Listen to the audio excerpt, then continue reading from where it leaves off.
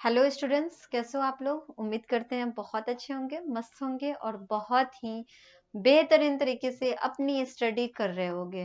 तो आज स्टार्ट करते हैं हम लोग मैथ्स की क्लास को। मैथ्स की क्लास में जो आप लोग का चैप्टर स्टार्ट होने वाला है वो चैप्टर है आप लोग का प्रॉपर्टीज ऑफ पैरेलल लाइन। तो प्रॉपर्टीज ऑफ पैरेलल लाइन में हम आप लोगों को बताए थे कि पैरेलल लाइन क्या होता है। उसके बाद आज के क्लास में आप लोगों को उसके आगे का प्रॉपर्टी हम बताने वाले हैं। तो सबसे पहले हम आप लोगों को रिकॉल कर दें एक बार फिर से कि उसमें पैरेलल लाइन के बारे में बताए थे।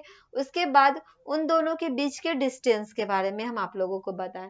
फिर आप लोगों को और क्या बताए थे, तो ट्रांसवर्सल लाइन के बारे में बताएं। उससे जो एंगल बनते हैं, इंटीरियर एंगल और एक्सटीरियर एंगल, तो इन सारे चीजों का डिस्कस हम लोग पिछले वीडियो में कर चुके हैं।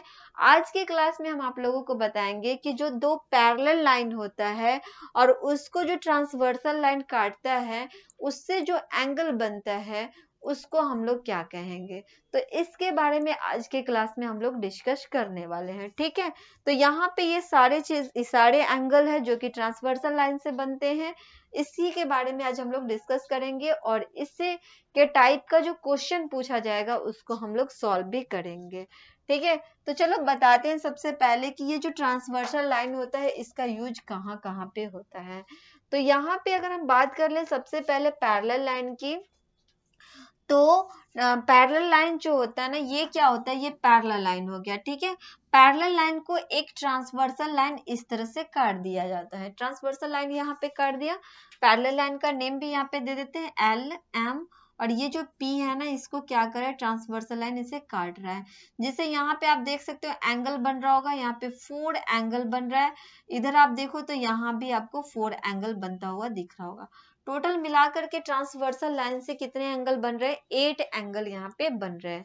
एंगल को अगर हम नाम देना चाहेंगे तो यहाँ पे नाम भी दे सकते हैं। एंगल हो जाएगा 1 2 3 और ये हो गया 4। इसको नाम देंगे तो 5 6 7 और ये कितना हो गया, 8 एंगल हो गया। उसके बाद हमें इसमें पढ़ना क्या क्या मिल सकता है, तो सबसे पहले मिलेगा क्या, कॉरेस्पॉन्डिंग एंगल, ठीक है। सबसे पहले हम लोग जानेंगे कि कॉरेस्पॉन्डिंग एंगल क्या होता है। तो जब दो पैरेलल लाइन को एक तीसरा ट्रांसवर्सल लाइन ड्रॉ किया जाता है तो उससे जो एंगल बनता है उसमें एक आता है कॉरेस्पॉन्डिंग एंगल, ठीक है। तो अगर कॉरेस्पॉन्डिंग एंगल की बात कर ले तो कॉरेस्पॉन्डिंग एंगल क्या हो जाएगा, यहाँ पे हो जाएगा कॉरेस्पॉन्डिंग एंगल, ठीक है। ये क्या हो गया, कॉरेस्पॉन्डिंग एंगल हो गया, ओके। अब कॉरेस्पॉन्डिंग एंगल में होता क्या है, जैसे कि यहाँ पे हम देखेंगे क्या, यहाँ पे आप लोग समझना, इसमें कह रहा है क्या, कॉरेस्पॉन्डिंग एंगल। तो जिस तरह से ये एंगल आपका बना हुआ दिख रहा होगा उसी तरह से आपको ये एंगल भी दिख रहा होगा।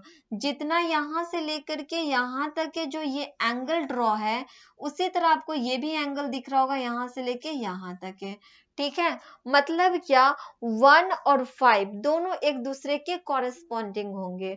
1 और 5 जो होगा दोनों एक दूसरे के कॉरेस्पॉन्डिंग होंगे। मतलब कॉरेस्पॉन्डिंग एंगल में क्या हो जाएगा, एंगल 1 जो होगा इक्वल हो जाएगा एंगल 5 के। यहाँ पे एंगल क्या होता है, इक्वल होता है, ठीक है। जितना 1 होगा उतना ही 5 होगा, जितना एंगल 1 होगा उतना ही क्या होगा, एंगल 5 हो जाएगा। तो ये हो गया। उसके बाद अगर आप फिगर देखना चाहोगे तो यहाँ पे आप देखो, ये आपको 2 वाला दिख रहा होगा। जितना 2 एंगल है उतना ही जो है 6 एंगल दिखेगा। 2 और 6 ये दोनों एक दूसरे के क्या हो जाएंगे, कॉरेस्पॉन्डिंग हो जाएंगे। तो कॉरेस्पॉन्डिंग एंगल में लिखेंगे क्या, एंगल 2 जितना होगा उतना ही एंगल 6 हो जाएगा। उसी तरह अगर हम बात करें 3 का, तो 3 में आप देखो जो एंगल 3 का बन रहा है, 3 का इस तरह से एंगल बन रहा है ना, तो जितना एंगल आप 3 में देख रहे हो उतना ही एंगल आप देखोगे 7 वाले में। जितना आपका 3 बन रहा है उतना ही उतना ही क्या बन रहा है, 7 एंगल बन रहा है, ठीक है। मतलब क्या, एंगल 3 और एंगल 7 ये दोनों कॉरेस्पॉन्डिंग होंगे। तो एंगल 3 जो होगा बराबर हो जाएगा किसके, एंगल 7 के। तो जितना 3 होगा उतना ही 7 हो गया, ठीक है। दोनों एक दूसरे के क्या हो जाएंगे, इक्वल हो जाएंगे। उसके बाद अगर हम इधर वाले एंगल की बात करें तो यहाँ पे आप देखो जितना फोर्ड एंगल बन रहा है, जितना फोर्ड एंगल बन रहा है उतना ही यहाँ पे आपका 8 वाला एंगल बनेगा। जितना फोर्ड होगा उतना ही कौन हो जाएगा, 8 होगा। मतलब 4 एंगल 8 एंगल दोनों कॉरेस्पॉन्डिंग हो जाएंगे। तो यहाँ पे लिखेंगे एंगल 4 जो होगा एंगल 8 के कॉरेस्पॉन्डिंग है। क्लियर है? तो इसको हम लोग क्या बोलेंगे, कॉरेस्पॉन्डिंग एंगल कह देंगे। क्लियर है ये चीज? बढ़ते हैं नेक्स्ट। नेक्स्ट और आप लोगों को इसमें क्या मिल सकता है पढ़ने के लिए, तो ये तो हो गया कॉरेस्पॉन्डिंग एंगल। नेक्स्ट जो एंगल है वो अल्टरनेट इंटीरियर एंगल है। अल्टरनेट इंटीरियर एंगल किसे कहेंगे, जैसे ये दो पैरेलल लाइन है, एक तीसरा यहाँ से ट्रांसवर्स लाइन ड्रॉ किया जाता है। ठीक है, हमें दूसरा वाला पढ़ना है जिसमें पढ़ना है अल्टरनेट इंटीरियर एंगल। अल्टरनेट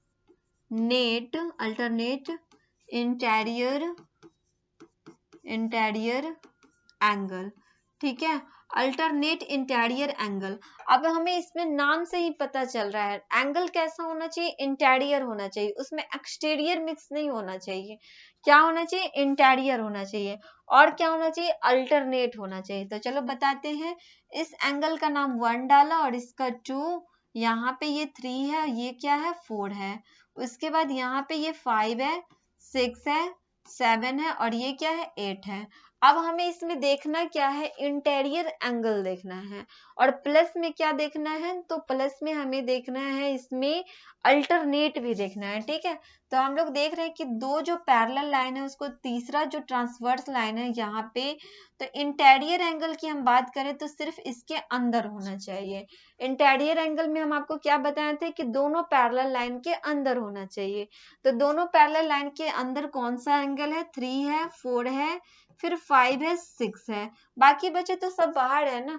तो ये तो इंटीरियर हो गया, लेकिन इसमें हमसे कह रहा है अल्टरनेट भी होना चाहिए, अल्टरनेट इंटीरियर एंगल हमें चाहिए। ठीक है, तो अल्टरनेट इंटीरियर एंगल की बात कर ले तो इसमें आपको करना क्या होगा, जब आपसे अल्टरनेट इंटीरियर एंगल पूछेगा तो सिर्फ आपको देखना है इसका अपोजिट, मतलब 3 एंगल जो 3 है उसका अपोजिट 5 होगा, तो इसको हम बोलेंगे अल्टरनेट। ठीक है, उसको क्या कहेंगे, अल्टरनेट इंटीरियर एंगल कहेंगे। मतलब ये दोनों एक दूसरे के अपोजिट होंगे, एक इधर होगा एक इधर होगा, एक राइट साइड में होगा एक लेफ्ट साइड में होगा।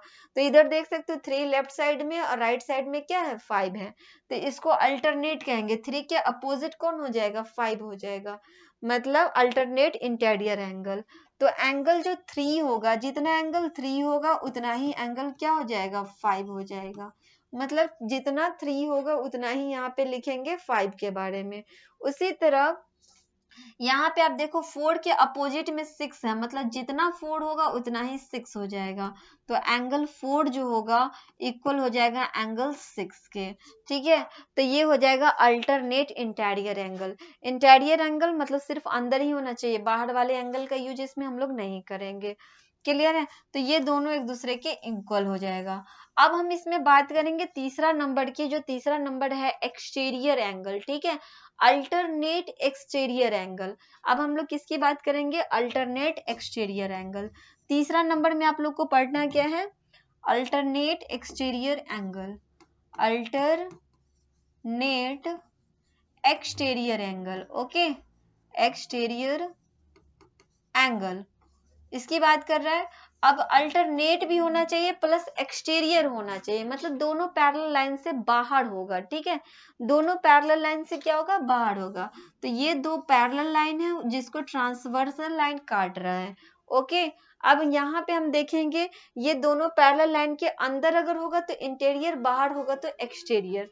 तो बाहर वाला हम यहाँ पे लिख देते हैं। बाहर वाला कौन कौन सा एंगल है, 1 है, उसके बाद 2 है, यहाँ पे आपका कौन सा है 8 है और ये हो जाएगा 7।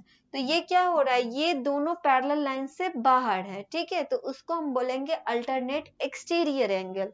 अब इसमें हमसे देखना ये है कि एक्सटीरियर एंगल क्या हो जाएगा। ठीक है, ये तो एक्सटीरियर हो गया ना, लेकिन अब हमें अल्टरनेट देखना है। तो एक्सटीरियर में अल्टरनेट कौन हो जाएगा, मतलब हम अभी जस्ट आपको बताएं कि अल्टरनेट अगर पूछेगा तो अपोजिट होना चाहिए, एक दूसरे के अपोजिट होना चाहिए।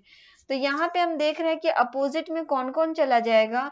तो आप देख सकते हो ये जितना 2 है ना, 2 क्या हो जाएगा, 2 जो है 8 के अपोजिट में हो जाएगा, एक आपका लेफ्ट साइड में होगा, दूसरा राइट साइड में होगा। तो लेफ्ट साइड में 2 है तो राइट साइड में क्या है, 8 है, मतलब 2 अपोजिट हो जाएगा 8 के। तो यहाँ पे लिखेंगे एंगल 2 जो है, एंगल 2 जो है वो बराबर हो जाएगा एंगल 8 के, अल्टरनेट एक्सटीरियर एंगल के हिसाब से। फिर एंगल 1 जो है, एंगल 1 जो है एंगल 7 के इक्वल हो जाएगा। ठीक है, क्या हो जाएगा, एंगल 1 जो है वो एंगल 7 के इक्वल हो जाएगा। क्लियर है ये चीज? तो ये था अल्टरनेट एक्सटीरियर एंगल की बात। ओके, तो आज की क्लास में इन सारे चीजों का डिस्कस हमने किया। क्या क्या किया, तो corresponding angle, alternate interior angle, alternate exterior angle के बारे में जाना। अब और हम इसमें क्या जानेंगे, तो एक और आपका एंगल आता है, वो एंगल है क्या, कॉन्जिक्यूटिव इंटीरियर एंगल।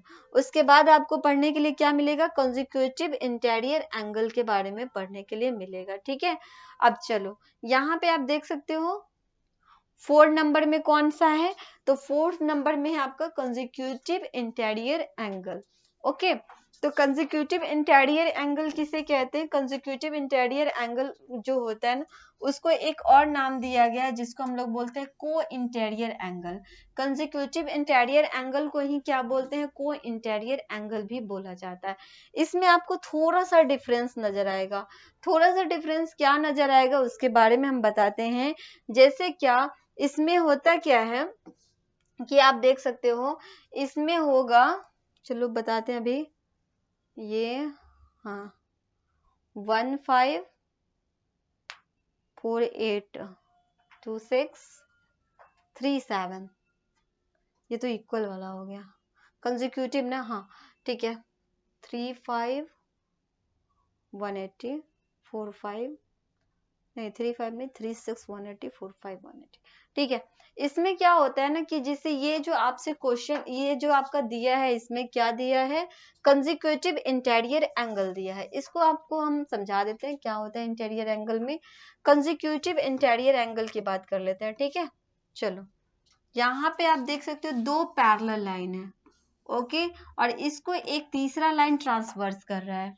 ओके, अब हमसे इसमें कहा कंसेक्यूटिव, इसको क्या लिखेंगे, consecutive, consecutive, consecutive interior angle. ठीक है, इंटीरियर एंगल, एंगल। ठीक है, चलो अब हमें इसमें करना क्या है सो बताते हैं। सबसे पहले अगर हम लोग बात कर ले इसमें, तो हमसे ये कहा कि कंसेक्यूटिव इंटीरियर एंगल क्या होता है।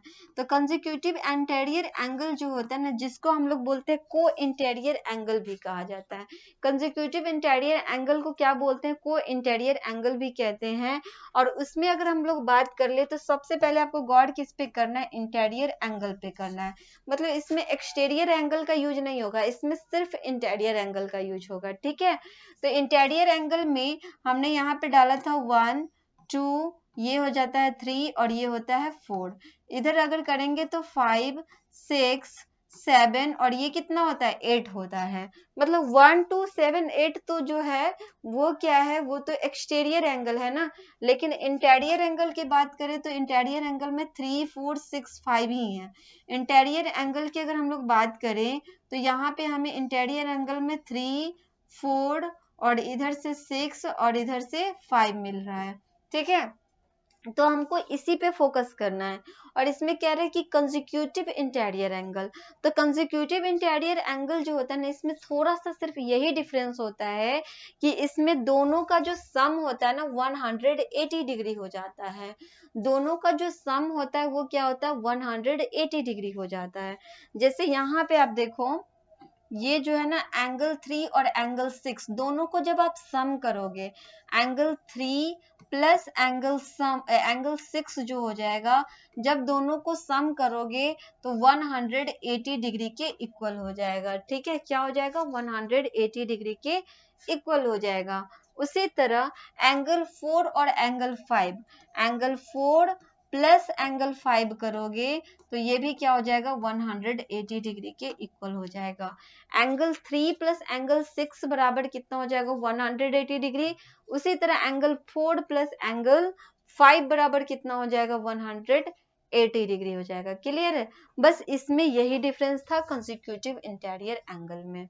ओके, तो ये जो लाइन देख रहे हो ट्रांसवर्सल लाइन सिर्फ इंटीरियर एंगल के लिए ये यूज होता है। क्लियर है? चलो बढ़ते हैं नेक्स्ट।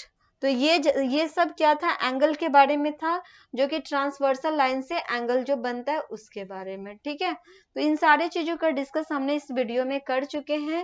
एंगल के बारे में हम आप लोगों को बता दिए हैं। नेक्स्ट जो हम है उसका एक्सरसाइज सॉल्व कराएंगे, जो कि एक्सरसाइज क्वेश्चन आप लोग का एक्सरसाइज 14 स्टार्ट होगा और क्वेश्चन आपको सॉल्व करना बता देंगे। ठीक है, फिर मिलते हैं हम आप लोगों से नेक्स्ट क्लास में। तब तक के लिए आप लोग रिवीजन करो, प्रैक्टिस करो, अच्छे से आप लोग तैयारी करते रहो। Okay bye, thank you.